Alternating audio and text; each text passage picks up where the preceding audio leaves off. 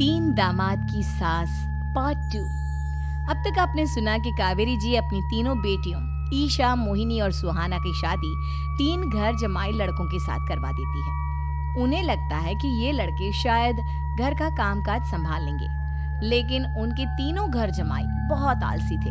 वो नौकरी भी नहीं करते थे और बाहर का काम भी नहीं। कावेरी जी ने अपनी बेटियों से कहा कि वो प्रेगनेंसी का बहाना बनाकर अपने पतियों को सबक सिखाए। अब सुनिए आगे। मम्मी, आपने जैसा कहा था हमने वैसा ही किया, लेकिन देखिए ना, विवेक का हाल तो वैसा का वैसा ही है। घर में ना सुबह का नाश्ता बनता है और ना खाना।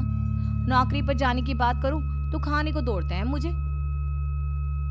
हाँ मम्मी, मैंने भी सुमित को कितनी बार कहा कि अगर नौकरी नहीं करनी तो कोई छोटी सी दुकान ही खोल लो। घर का खर्चा कैसे चलेगा? देखो दोपहर के 12 बजने आए और जनाब अभी तक सो रहे हैं। हाँ मम्मी, ईशा और सुहाना ठीक कहती हैं। अविनाश का भी यही हाल है। जब मैंने अपनी प्रेगनेंसी के बारे में कहा तो मुझसे कहने लगा, अरे दूसरी लड़कियां तो 9-9 महीने तक नौकरी करती है, बस डिलीवरी के टाइम छुट्टी लेती है। मोहिनी, तुम भी नौकरी करो। अब मुझे कहाँ नौकरी मिलेगी? मम्मी बताओ, अब मैं क्या करूँ? हे भगवान, क्या सोचकर घर जमाई दामाद लाई थी मैं कि मेरी बेटियां मेरे पास रहेंगी और खुश रहेंगी, लेकिन इन आलसी दामादों ने तो हमारी जिंदगी को भी प्रॉब्लम में डाल दिया है। मैं तो कहती हूँ मम्मी, हम लोग वापस अपनी जॉब पर जाना शुरू कर देते हैं। बता देते हैं इन लोगों को कि हमने प्रेगनेंसी का बहाना किया है। नहीं नहीं बेटा, ऐसी गलती भी मत करना। अगर तुमने ऐसा किया तो इन तीनों की आदत और खराब हो जाएगी। अरे आज नहीं तो कल कभी तो तुम प्रेग्नेंट होगी, तब वापस यही प्रॉब्लम आएगी। तब क्या करोगी तुम तीनों? हाँ मम्मी, आपकी बात तो बिल्कुल सही है। इन लोगों को तो सुधारना ही पड़ेगा। लेकिन कैसे? अपने बच्चों के आने की खबर सुनकर भी इन लोगों पर कोई असर नहीं हो रहा। पैसे कमाने के लिए घर से बाहर निकलना ही नहीं चाहते ये तीनों। अब मेरे दिमाग में एक प्लान आया है। तुम तीनों चिंता मत करो, उन तीनों को बुलाओ, फिर मैं बात करती हूँ। थोड़ी देर बाद कावेरी जी अपने तीनों दामादों को सामने बुलाकर अपनी बात कहना शुरू करती हैं। अविनाश, सुमित और विवेक, देखो बेटा, मैं ना तुम तीनों से बड़ा प्यार करती हूँ, इसीलिए तो तुम्हें घर जमाई बनाकर रखा है मैंने। अरे मम्मी जी, सीधे सीधे कहिए ना, क्या बात है? प्यार तो हम भी आपको बहुत करते हैं। अरे मम्मी जी, आपकी इज्जत भी बहुत करते हैं। अरे भाई, आपके जैसी सास और कमाने वाली बीवी सबको मिलती है क्या?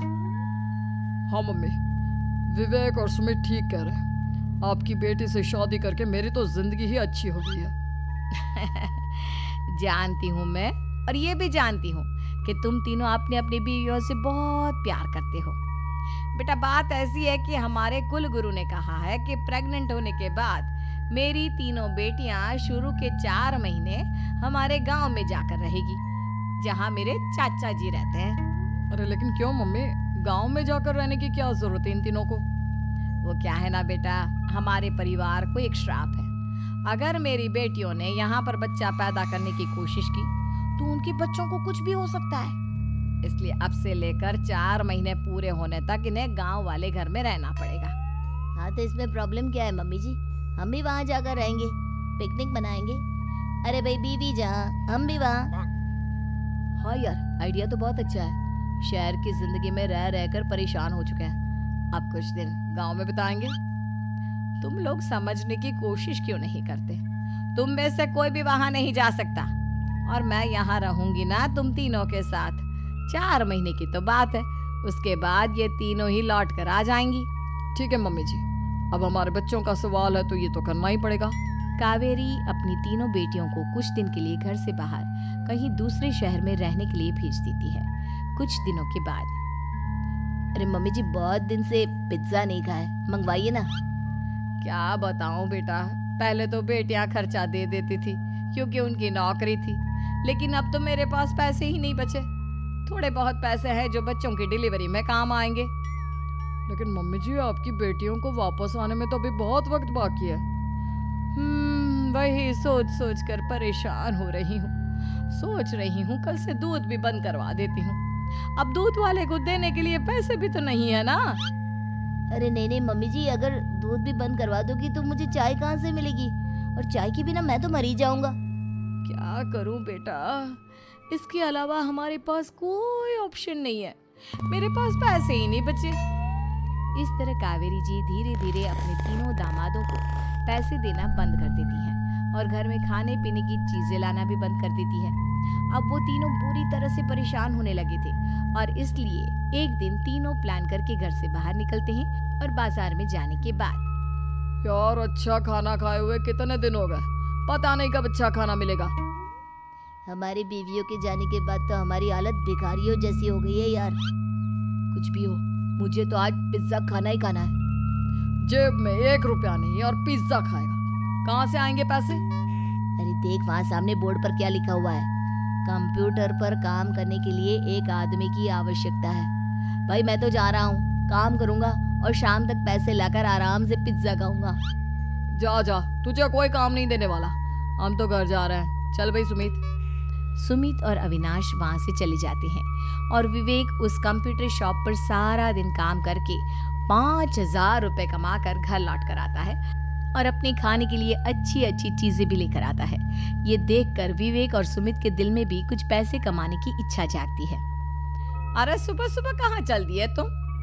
मम्मी जी एक बहुत अच्छी जगह मिली है, कंप्यूटर पर काम करने के 5,000 मिले थे कल मुझे। अगर रोज काम करूंगा तो पूरे 40,000 की तनख्वाह। अरे वाह, ये तो बहुत अच्छी बात है दामाद जी, आपको जाना ही चाहिए। सुमित और अविनाश विवेक को इस तरह तरक्की करते देखकर परेशान हो जाते हैं और वो दोनों भी काम की तलाश में निकल पड़ते हैं। धीरे धीरे उन दोनों को भी काम मिल जाता है। अब कावेरी के तीनों दामाद छोटी मोटी नौकरी करके अच्छा पैसा कमाने लगे थे। एक दिन कावेरी उन्हें अपने पास बुलाती है। अरे वाह, विवेक 40,000 कमा लेता है, अविनाश 60,000 और सुमित तुम भी 40,000 के आसपास कमा ही लेते हो।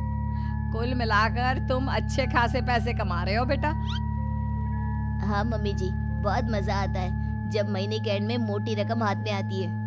पूछिए मत मम्मी जी, घर में रहकर रोटी बना बना कर और तो जैसा महसूस होने लगा था मुझे तो। हाँ बेटा, तुम तीनों की बात तो बिल्कुल ठीक है और जानते हो अब तुम तीनों की पत्नियां भी वापस लौट कर आने वाली है। लेकिन मम्मी जी अभी तो उन्हें गए सिर्फ 2 महीने हुए हैं, आपने तो कहा था वो 4 महीने के बाद लौट कर आएंगी। ऐसा कुछ नहीं है बेटा, मैं सिर्फ तुम तीनों को सबक सिखाना चाहती थी कि आदमी घर में बैठकर बीवी की कमाई खाता हुआ अच्छा नहीं लगता। इस दुनिया में हर इंसान को मेहनत करनी चाहिए, काम करना चाहिए, चाहे वो औरत हो या आदमी, ताकि अपने परिवार को संभाल सके। कावेरी की बात सुनकर उन तीनों को अपनी गलती का एहसास होता है और कावेरी उन्हें सच बता देती है कि ईशा, सुहाना और मोहिनी शहर में ही कहीं दूसरी जगह रह रहे थे। शाम के वक्त उन तीनों की पत्नियां लौट कर आ जाती है और कावेरी जी का परिवार एक खुशहाल परिवार की तरह रहने लगता है।